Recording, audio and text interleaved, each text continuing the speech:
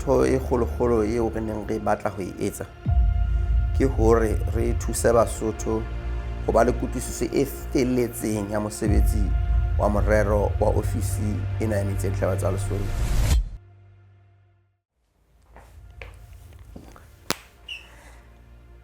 Lebitso la ka ke Malaki Nhloma. I am the Senior Public Relations Officer with the LHDA.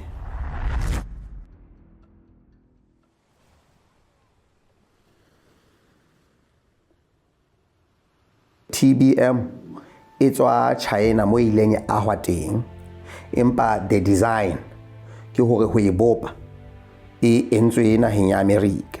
Jwale e kentswe sekepeng ya ba jwale e romelwa kwano. Ho e aha teng e ahuwe ya fella, empa mokgwa wa ho e tsamaisa jwale e tlameha jwale e qalello e kgeketlwe hape ka dikarolwana.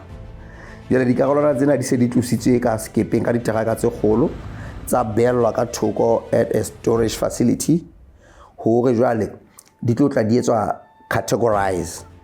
Ko le mokgwa o di tsamaisa fela ha o ke wa di tsamaisa di fapakane. There has to be an order to that. E etsang hore haeba o tshwere dikarolo tsa hloho, as people are assembling the head, the next batch of engineers and technicians is actually putting together the next part to that.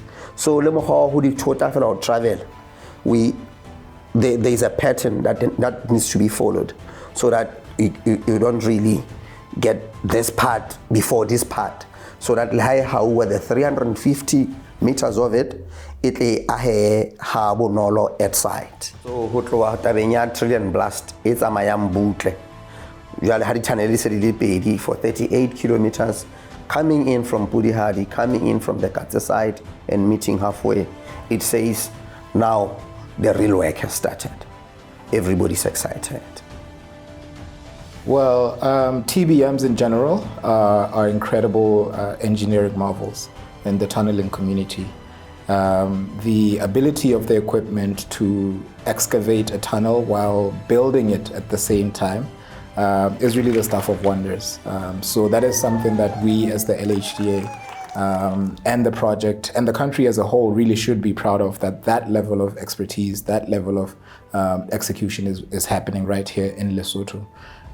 It takes incredible effort to design a TBM, it takes incredible effort to build one, and it takes even greater effort to deploy one. One of the biggest or core items to ensuring compliance le melao ya dinaha tsena tse pedi. When you're importing cargo e hlahang overseas, it needs to be declared appropriately, both from a shipping line perspective, highly on the vessel, and for land transit. I'm Damian Modley. I am the logistics manager at Reload Logistics. On average, on a monthly basis, we turn around approximately 1,200 to 1,800 containers.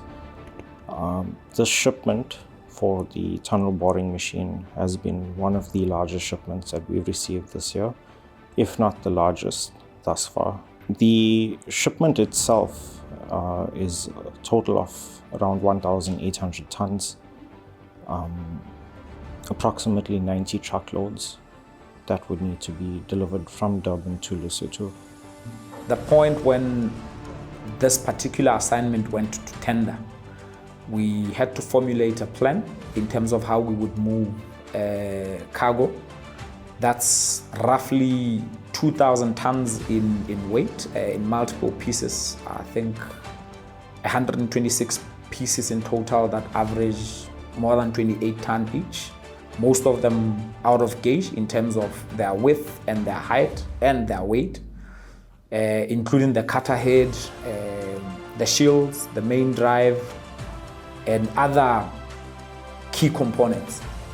First, we had to find the right partners that would enable us to ensure that we are able to work the vessel on time, from the point that the vessel berths, that we could move all cargo into a safe and appropriate warehouse that could take out of gauge cargo, and that we could apply for permits and find the right partners that could help us with processing of those abnormal load permits in South Africa on time. Paul Brown, the Public Relations Manager at LHDA. one of the key challenges with a moment like this is the planning.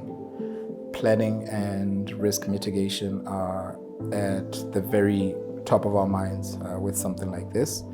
Ensuring that logistically things will happen as they should, when they should, with minimal disruptions is one of the main challenges that we at the management level had to think about, interrogate, review, and sign off.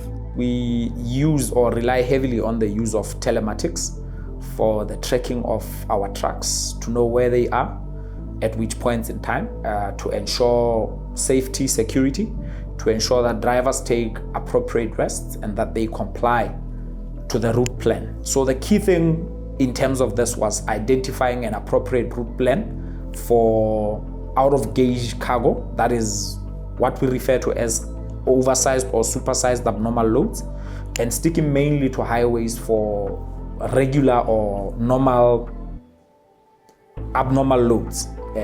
Normal abnormal loads being cargo that is not wider than 4 meters width, not heavier than 45 tons in weight, and not higher than 5 meters in height from the ground up. Ensure that we have appropriate escorts that would clear the road for us. Where it necessary, we also engage the services of South African Police and Lesotho Mounted Police to ensure that we are able to clear the route, block key turning points and junctions, and ensure that we minimize risk to the general public, other road users, and pedestrians. So it boils down to the use of technology and having the right teams that communicate and coordinate seamlessly to ensure that we minimize disruptions. I'll make an example. When the cargo arrived at Caledon Sport Bridge, we already had enough police escorts to enable us to navigate. You know, our streets can be very tight. Feta areas are stopo mo batho ba pakileng thepa ka ga ditsela and all of that. Mo ba rekisi ba ntse ba rekisetsa teng, di customer ga ntse di reka, go dikoloi tse tlo reka thepa leng. So ensuring hore tsela ya buleya, thepa e khona ho feta ha bonolo was largely left ka matsong a sepolesa sa Motlotle ise Khabane. If you miss the gears, the truck will run away with you, and then at the end you die. Whenever you are going to a new place, the one holding the truck is you. So if you make any mistake when the gear shifting, whatever, especially when going up, the truck will stop and you will not manage to take off. So when you are driving automatic, as you know, automatic it changes gears on its own according to the revs. But now when you are pulling heavy loads with automatic, you have to select on manual so that you tell the truck what to do, not the truck to do what it wants to do, no. If you don't put on manual, when the revs are up, the truck wants to change to next gear. That's the memory in its computer box. There is a certain range of revs. When it passes 15, the green band, the truck wants another gear. And you can't accept that another gear when you are going down. So you have to shift to put on manual so that it's you supposed to be changing the gears according to what speed and according to what terrain you're driving. So if you train someone under Lesotho terrain, that driver will be the best driver in the world. It's a nice thing also. I think our names will also remain here in Lesotho. We made it, we brought the stuff, and this machine, as we are told, is a very expensive machine. So we tried our best to bring it in a solid piece. So we are here. I hope everyone in Lesotho will be happy, even though they don't know us in person, but they will be told about us. Dumelang, ke nna Tshepo Chopo. I'm the transport manager at Orange Primate Logistics. Ke rona ba fuwe mosebetsi wa ho move TBM ho tloha Durban ho tla mona Katse. Re kgonne ho move truck tse 14 that are on site now. We had a problem with one truck that is hooking a 62-ton load. So re la ra tlameha hore re hlae ka plan ya hore re tle le dump truck e tlo tla e hula ho nyoloha mo mafika a disiwa qalang. I can safely say maybe we're halfway now, and the re posa in between so that the truck that is working is gonna overheat. We will be maybe on top of the steep in the next 1.5 hours. Company MSKC. So currently, the get a man in the Domus PC. What I tell I get a little one. Can answer to sell guide. To sell guide, Dragon on your Mopona. I should be my guys see you. Go to you. So it's a bit challenging consideration of KB. It's not about clear a woman or delay. Or a dragon is a smooth handler. Laura is much better how they can't draft a local one, however, now, what I'm watching. I lead tense. You're a little bit of one so it's not what you get was edging if you can't pay. For the project specifically, the arrival of this machinery is a clear marker between how we've been doing things up to this point and how things are expected to happen afterwards.